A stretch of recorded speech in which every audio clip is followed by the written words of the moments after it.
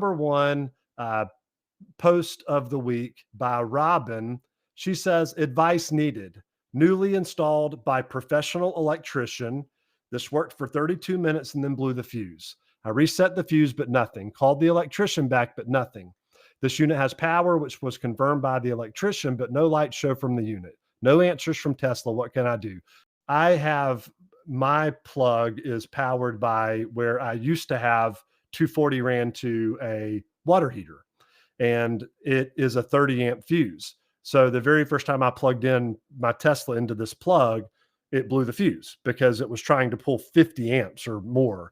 And so on your Tesla app, one cool thing, if you're ever having this problem of blowing fuses, what you want to do is, and I'll show this, I'll try to show this on the camera here, but for those of you who are not watching, is on the charging section of your car, you can actually control how much you want it to charge. Normally, when I've got my Tesla plugged in and it's charging, there's a slider at the bottom, and you can do this in the Tesla as well, where you can control the amps. You can set the amps. And so the magic number for people is 29 or 30 amps. That doesn't overheat your normal 240 volt circuit. So my 30 amp circuit that was plugged in for my water heater, I just slide it. I've got mine set to 30 amps. It's not blown the fuse again.